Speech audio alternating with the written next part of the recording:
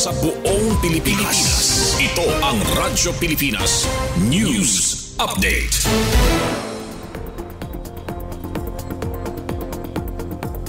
Philippine Standard Time, 3:58 p.m. Maupay nga kulop sa iyong tanan, asyay niyan mga balita yan na nga oras. Swing 50 nga karabaw gin-turn over sa mga parauma sa Bungto, Sandaram, Samar. Detalye pamatian naton matikang kan Charmaine Perito Balves. Radyo Pilipinas Report. Sa pagpanguna sa National Organic Agriculture Program, 50 nga mga karabaw ang gin-turn over sa mga parauma sa Daram, Samar. Benepisyaryo san programa ang 50 nga mga miyembro sa Federation of Daram Organic Farmers Incorporated. Sira napili tungod sa era long-term commitment sa pagpractice standard rules sa organiko nga pag-uma. Dako ang magiging bulig sini sa mga pamilya sa mga benepisyaryo nga magdako ang kita ug mapaswag ang lokal nga produksyon sa organiko nga karne. 23 sa mga karabaw ang burod na nakaangkla sa pay forward mechanism. Ang pinakaunang nga anak nga babayi ang igahatag naman sa next in line nga benepisyaryo sa asosasyon para mas mapahilawig pa ang sakop sa proyekto.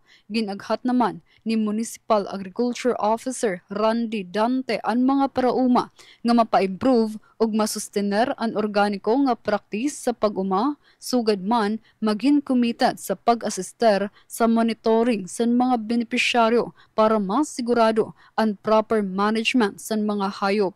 Tanan liwat nga karabaw uncovered sa insurance program sa Philippine Crop Insurance Corporation. Para sa Bagong Pilipinas, Charmaine Perito Balves, Radyo Pilipinas, Radyo Publiko, Kalbayog. Para sa aton katapusan nga balita, mga parauma og parapangisda sa lalawigan sa Northern Samar nagpailarom sa livelihood trainings. Detalye sa pagbalik ni Charmaine Perito Balves. Radyo Pilipinas Report. Sa pagpanguna sa PLGU Northern Samar, pinaagi sa Provincial Agriculture Office ginbuhat ang magkadurodilain nga livelihood training sa iba-iba nga bungto sa probinsya.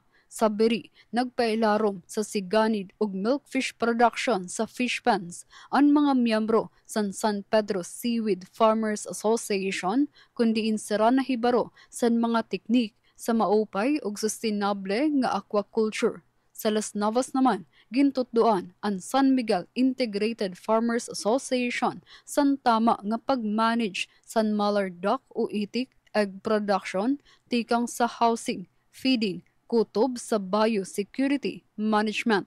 Nagbuhat liwat ang Provincial Agriculture Office PAO san pili production ug management training sa Katarman ug benchmarking sa allen nga mao ang pili capital san probinsya kundiin nadugnan ang kinaadman san mga parauma sa orchard management, pest control ug paghimo value added nga mga produkto san pili. Base pa sa PAO, ang sugad ng mga training ang nagahatag praktikal nga training sa mga benepisyaryo para mapauswag ang erakita ug ani.